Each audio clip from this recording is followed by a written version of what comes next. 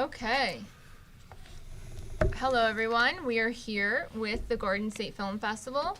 We're here also with Commissioner Deputy Director Susan Kiley. We're here with Brian Sheehy, who's a recovery peer specialist, recovery coach. And Ming is here with us. So Daniel has a film in the Garden State Film Festival called My Promise to PJ. And, we're just thrilled to have you. And we wanted to know a little bit more in the background of how everything came to be. How did you start making this film and all of the emotional pieces that go along with it? Well, first, let me say I would be remiss not to mention, as a filmmaker, what an honor it is to be in such a prestigious festival. The Garden State Film Festival, which has been running for nearly 20 years now, is really one of the cachet festivals in the state of New Jersey. So to have had a film get accepted into this festival was a big thrill for us. So thank you for that. Thank you. I will say a lot of people, and I think Brian will be able to attest to this, wow, that's great what you do for this guy, or that's great what you do for this girl, whatever. Forgetting that in my case, the 12th step in the program that I subscribe to suggests that having had a spiritual awakening, that we reach out to the addict or the alcoholic that still suffers as part of my program. So rather than try to, like a lot of people will say, man, that's so great, I need to tell you this is part of what I do to stay sober. The film is a little above and beyond my program. And let me explain. Barbara Jean Constantino, the mother of PJ, was my brother Alex's first girlfriend in 7th grade. I go that far back. I know these people since I'm 5 years old. PJ's father, Patrick Raynor Sr., is the first boy to ever kiss my older sister, Beth. So, I mean, we know these people, grew up with them right around the block. And as I learned in my failed attempts to stay sober, one of the things that was missing was the service model, was that 12th step. So I made myself available on social media. I said, it's not going to prevent me from getting work to say that I had a cocaine or alcohol problem, because everybody knows that I had a cocaine and alcohol problem. I had some very big arrests and things that happened to me. And, when your friends' names are Charlie and, and Emilio and, and I go down the list, we're not hiding anything back in the early 90s with what the antics that we pulled. So I decided to out myself on social media and offer my help to help anyone that was suffering. And so Barbara Jean reached out to me and said, PJ is in bad trouble. PJ was facing charges multiple times. I went on an odyssey with this kid. I put him in the program or in various rehabilitation centers in lieu of going to prison 3 times. The 4th time, I had to fly to Wilmington, North Carolina, and actually meet the judge. He was done. He was facing, I think, 10 years now. The crimes had escalated, and as it happens in anything in life, the buildup, the consequences were getting worse. So this time, I got the judge to agree to have him go into a program in California for 2 years in lieu of going to prison. And on that trip back to California from court, I asked PJ to write a bucket list of the 10 things he always wanted to do, that if he ended up in prison or overdosed, he wouldn't get a chance to. So he writes his list, and I pulled my list that I wrote in 2006, and we had one match to run with the Bulls in Pamplona, Spain. So I said, I'll tell you what, if you get 2 years sober, I will take my fat old ass and I will run with the Bulls with you. I will take you to Spain. When PJ got 3.5 years sober, he ended up working for the facility. He met a girl online, went out with her. She pulls out the kit. He thought, it would be okay to go one more time, laced with fentanyl, overdosed, and dies on the first shot. So I never got a chance to take him. And the anniversary of his death came by the 2nd time. And, I've lost a lot of guys. I mean, take a look at New York City, New Jersey, some of the, all the way up to Massachusetts. The epidemic has hit us really, really hard. I mean, this heroin thing is out of control now. We lost more people last year than we lost in the Vietnam War. Right. More kids between 15 and 25, 75,000 will die, and died in 2020. as opposed to the 58,000 that died in the entire Vietnam War. And yet, shh, hang on, we're going to get this out of the way if you hear this now. Okay, go ahead. Tell everybody hi. That's a good boy. Okay, so that's Jethro, and he's not going to be quiet. So anyway, obviously we're in a critical situation. So 2 years go by of his death, and I'm not handling this well. It's really eating at me. What could I have done? What should I have done? Why is this kid gone? I mean, one of the best human beings I have ever known was PJ Ranor. So I decided on February 7th of 2019 that I was going to go on a crash diet and train. I lost 57 pounds in 5 months. I took his ashes and flew to Pamplona, and I ran with the bulls in the section of the bull run called Dead Man's Curve, which is the most where would two drug addicts decide they're going to go run. Of course, we're going to run in the stupidest section of the course that you should run it. So I ran with his ashes in hand, and then when I got to the stadium, I spewed his ashes, fulfilled my promise, and left him there in Pamplona, Spain. I go back and forth interviewing family members of his, particularly his mother and father.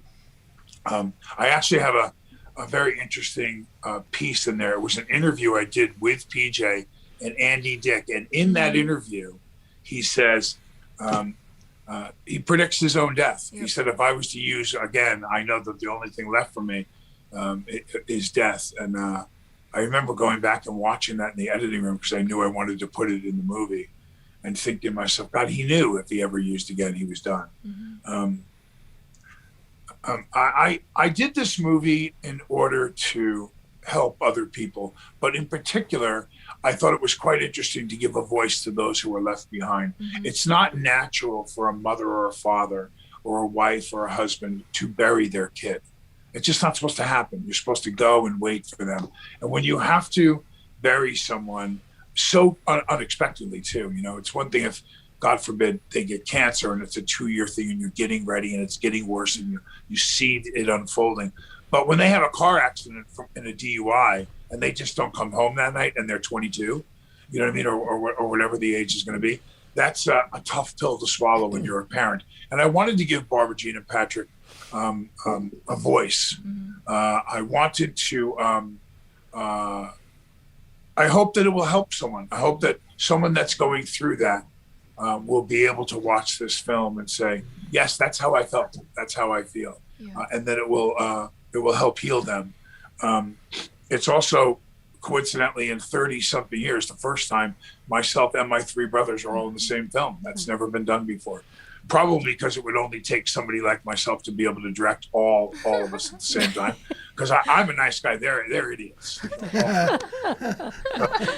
So trust me, that was a task. I had to actually at one point call my mother and tell my mother, Billy promised that he was going to do this, and now he's saying he doesn't have time. And my mother called Billy, and then Billy called me back and goes, did you call Mom and tell her on me? And I went, yes. Yeah. I have 1 day to shoot this. You have to come. And he went, I can't believe you called Mom. All right, I'll be there in 20 minutes.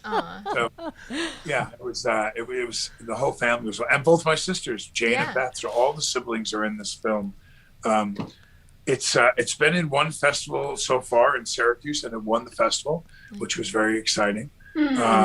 Yes, buddy, I hear you. Shh. So, you know, I hope that in a festival as big as Garden State, and with the problem at the level that it's at, we might even too be able to find some select places after the festival to go show it maybe in a high school or in a college, or you know, to invite those people through the program, some of these programs that we subscribe to, and certainly that your husband works with his clients. Jethro, shush. This could be a test, man. I'm telling you. But maybe we could do a couple of screenings you know, and try to help some of these people that need to either raise money or raise awareness. I'd be willing to do that. That'd be great. So That's awesome. We have a program called the Keys program, which is a sober high school, and I did send you an email. The Garden State Film Festival is giving them scholarships so that all of the students can watch the film as well during the film festival. It's great. It's That's amazing. great. Would you like to talk more about? Yeah, but why don't we add on to that? Why don't we obligate right now that we'll go to the high school and show the film at the high school? Okay. That's fantastic. And now the school is at At Brookdale. Brookdale, it is. Yeah. It's at the Brookdale Community College. So there is a facility there that's pretty large, and we might be able to get more of an audience than just the Keys program, which would be terrific. Let's do that. And maybe if there's somehow some money to be raised, we can give it to the school. That's great. That'd be That'd be great. great. That'd be great. Yeah. You know, I'm listening to you talk about creating some awareness and thinking about Monmouth County in particular. When I came to the county, everybody used to say to me, we don't have enough services, we don't do enough for people that have addiction problems or behavioral health. We had a ton of stuff, but nobody knew about it. We just weren't communicating. So we created an organization called Monmouth Acts, and that's a partnership between the public entities that are out there delivering services and the county government. And together we started communicating what we do, how we do it, reaching out to all these groups to be able to help more people, you know, impact more people that are really struggling. And I was just on a call last night with a youth group from the Tigger House. Tigger House was founded, as you know, by Tigger was a young boy who overdosed, and his parents started the Tigger Foundation. But all these kids are on there, and we were talking about a movement called the Stigma-Free movement. And I'm thinking about you talking about parents and the stigma surrounding them. You know, they lose a child to this, nothing they ever expected, but now they're alienated by their friends. You know, what did you do wrong? What could you have done differently? Not to mention the stigma around the person that's asking for help. So we're trying to create a stigma-free initiative across the entire county and the state so that people that do need the help are not afraid to come ask for it.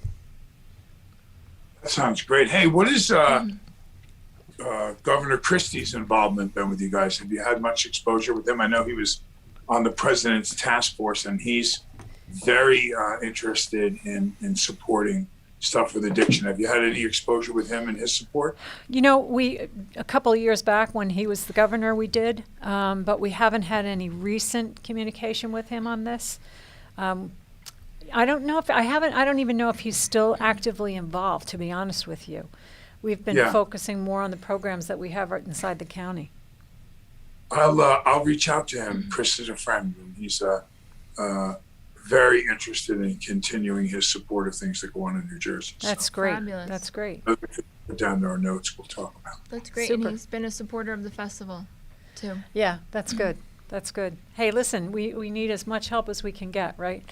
We the overdose rates and the suicide rates are all up because of COVID and the changes we're going through, and we'll take all the help we can get. Well, isn't it interesting that I quote this because I was amazed. A single case of Ebola came into the country, if you remember, back in at Dallas Airport. And the CDC and the federal government spent, some astronaut, $650 million in 48 hours in preventative measures at airports, and they were bracing themselves for this projected domino effect that could. Listen, I get it. God bless them. They looked at what it could become very quickly, and that they tried to lock down this outbreak. But when you think about the numbers and the staggering numbers, comparing how many people have died in the last 10 years to even COVID. Addiction and overdoses outweigh that times 10. Absolutely. Or 7 or something like that. So, and yet there still isn't a single federal dollar, not one, being spent to help these kids and help our people.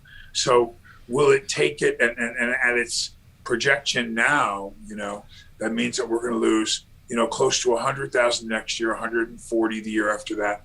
Then when it gets up to 250,000 a year in 5 years, that means that we're going to be, we will have lost 3 million. I mean, that's an epidemic of massive proportion. What will it take to get the White House and people, or even at the state level independently, as Trump, he got them to, he said, listen, let's do it state by state. I'm not going to but even state by state, what's it going to take, before we're going to see some real help, centers to put these people in and a way to slowly flatten it out a little bit and then try to get ahead of it and decrease those numbers. But at the rate we're going now, it could easily, with COVID, double next year. It could be, 150,000 kids. That's crazy. But listen to this statistic. This one will kill you. 10 years ago, overdosing was not in the top 20 causes of death in the United States. It wasn't in the top 20 10 years ago. 10. This year, overdosing was the number one cause of death if you're 50 or below years of age in the United States. Wow, number depression. one reason that people, because throw out heart failure and everything over 50. The number one cause of death in this country is overdosing if you're 0 to 50 years old. And we're not getting any money to help. It's so hard to fight with both hands tied behind your back. I mean, I'd love to talk about some legislature and get somebody like Cory Booker or somebody who I know who would jump out at this and try to do something different. Because Cory, I went to Washington and spoke with, and he's all about trying to help New Jersey for sure. Funny you mentioned that. There is legislation right now called Mainstreaming Addiction Treatment Act. It's the MAT Act. And basically what that is an act that we're trying to get passed on a national level. It is a bipartisan bill that has many, many sponsors. The bill will give universal access to medical treatment of overdose or of addiction. There's a drug called Suboxone. There are others. Most people know what Suboxone is. If you're a physician and you're prescribing for overdose or for medical treatment of addiction, you can prescribe all kinds of things, but you cannot prescribe the Suboxone, which helps people come off heroin, helps them recover. It's a medically assisted treatment. They have to go through extra training, extra documentation to the point where they say it's not worth it. And they're not prescribing because they can't. They have to go through all of these steps in order to be able to prescribe this. So this bill would take those steps away and would let more doctors have access to the ability to medically treat heroin addicts. And it's just, it's sitting there, and we've got to do something to push it through. And so two things that you may not know, I'm not sure, but I want to put them out there when you bring that up. When you go into the facility that I send people to, you are given usually Suboxone if it's an opiate problem. You're given a full pill on Monday, a full pill on Tuesday, a half pill on Wednesday, a half pill on Thursday, a quarter pill on Friday, a quarter pill on Saturday, and within 1 week you are drug free. The second most common thing that we find in every single opiate addict is they're addicted to Suboxone if they're not using. You can get addicted to that drug. It's supposed to wean you off, but it is not a long-term remedy for opiate addiction. And I want people to know that. I know people that take Suboxone. Well, I took Suboxone for 2 years. That's not what Suboxone's for. So I'm all for using it to get them off that hard week, 10 days, whatever it's going to be. But not beyond that. So I'm not a proponent beyond 10 days of Suboxone. Yeah, you're absolutely right. There's a lot of debate about how to use Suboxone. The point, though, is you go on Suboxone, you're alive. Right. You're alive. You might have an addiction to Suboxone, but you're still alive, and we can treat it. And it's also about treating the whole person. I mean, I know, Brian, years ago, you met with a lot of hospital groups and whatnot. Brian had a great idea about an umbrella program. So exactly what you were talking about, Daniel, when you have to support them where they are. And once they go through a program and then they come out on the other side, there needs to be organizations. Right. I don't want to embarrass you by talking about your great idea, but so once they leave here, then you need to be picked up there. If you need housing, you can go here. So Brian created a beautiful umbrella program that nobody picked up with, but it makes a lot of sense because you can't just be exited one program and then left flat and then go back into your usual routine, which is why I think the sober high schools that we have are great because it removes the student from their usual friend circle. They go to Brookdale Community College to go to high school. It's great. It's a beautiful campus. But, approaching that whole person, I think, is the common ground here. Yeah, agreed. Agreed. It was, I'm in recovery, first of all. I came in 95. And God seemed fit to keep me around.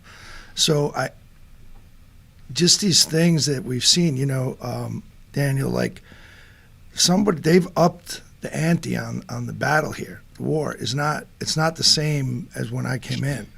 These kids are facing, opiates and the fentanyl and everything. And I worked at a state facility called New Hope for a little while, and I loved it because I was just a TA, very entry level position, and I used to see these kids come in, and the saddest thing was seeing a kid who was like 20 years old and asking him, you could do the screening and say, all right, how many rehabs you've been in? And you gotta go 8. 20 years old, 8. And so something's broken, and my idea, it's more of just, and these ideas come from, being sober, because you're with other sober guys and you're kicking around. Hey, like, man, this is getting crazy. What can we do to, adjust the support network that these kids need? So one of them was, just to have a kid when he comes in, and then when they leave the rehab, that's where the drop-off is. Some of these kids go back to the same environment. Mm-hmm. They go back to the same neighborhood and everything.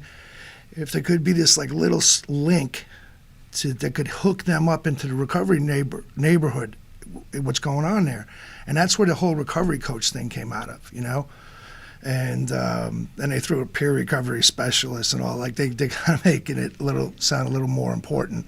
That fancy, I should say. But so the peer recovery, the recovery coach, then his job is just link him into the local community. He's not a sponsor, And as you know, when you're a sponsor, I do anyway. I get vested in guys, You get tight, and you get, it's a very personal thing. Recovery coach is, more of like a coach. Okay, these kind of want to go here. This is where you go. And they know people in the recovery industry, recovery community.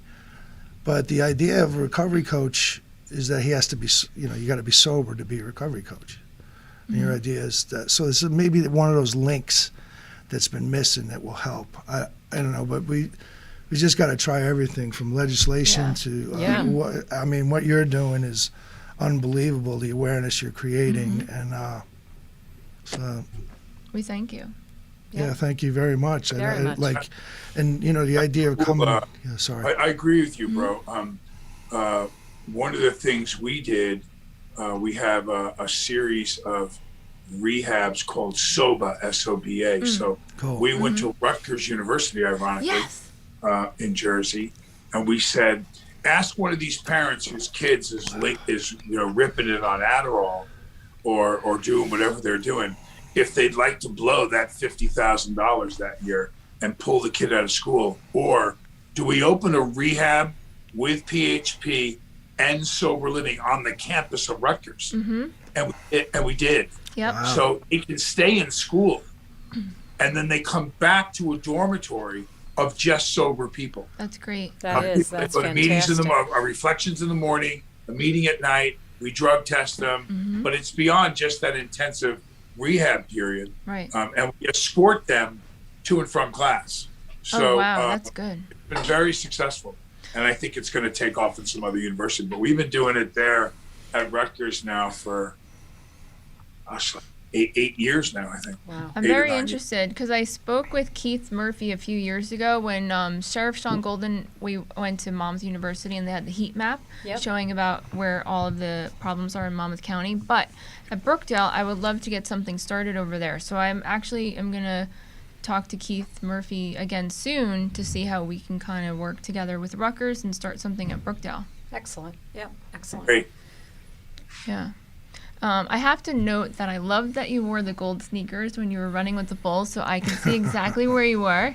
Do you know why I wore them? So we can no.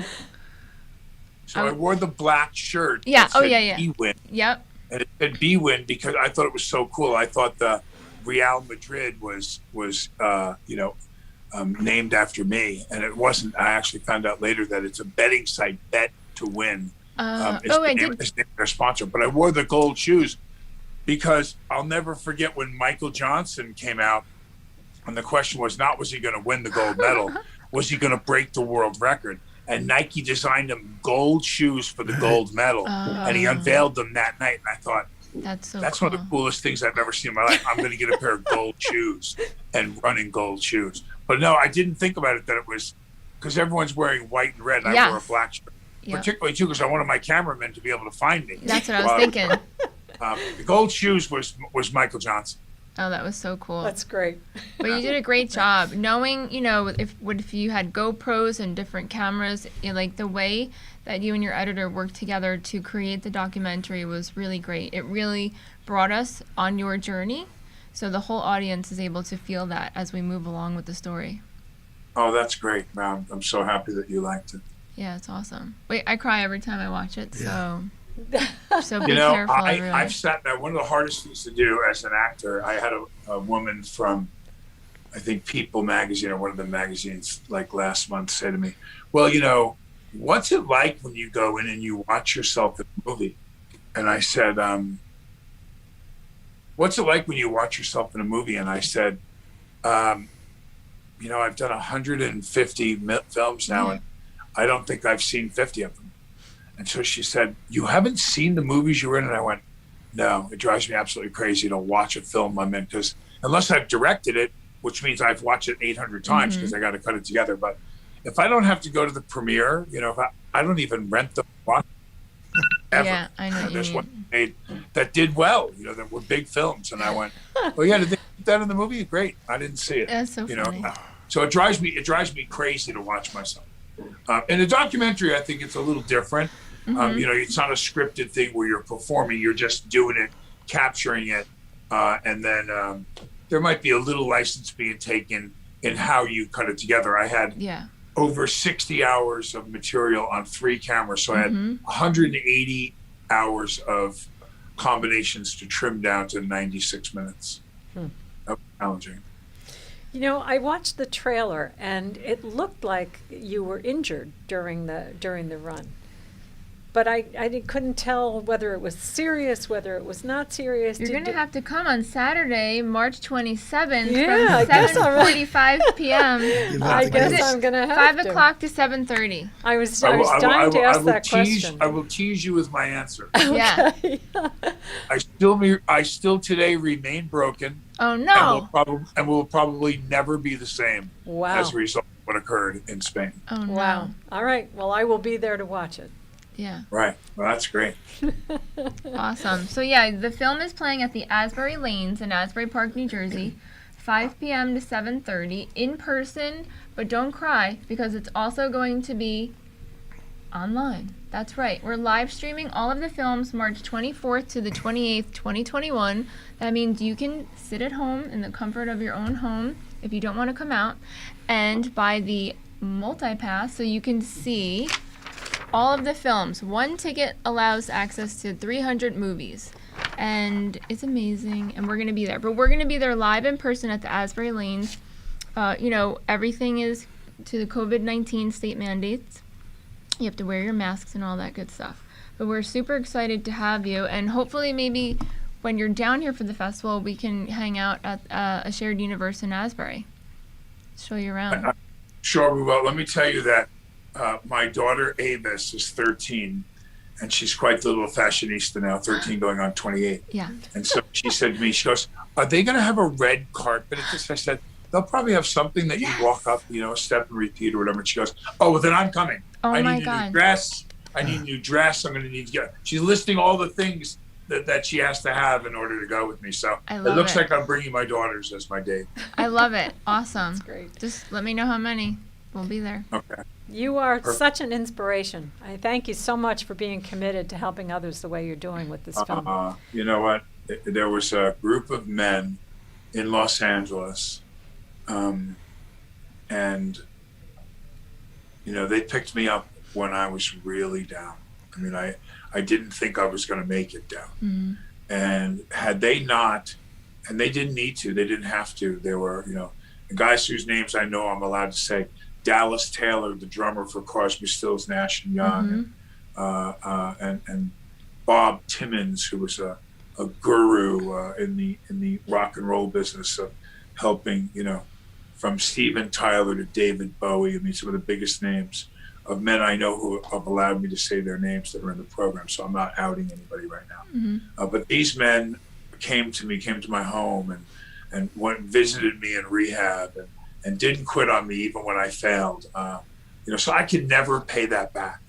No matter what I do, I don't really deserve, when I think of what I've done in my life, addiction-wise. I don't really know how I made it, to the level that I was hurting myself.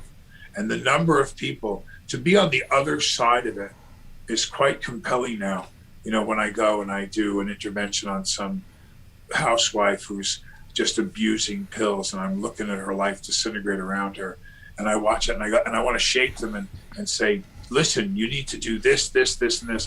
And I think, well, it took me 25 years to figure it out. Yeah. It wasn't until I finally got sober that I stopped using. But I was introduced to the program for decades before I went to rehab 9 times. Wow. But I do that now because I have a tab to pay. I do. I have a karma and a tab to pay, and I'm told that this is what I'm supposed to do to stay sober.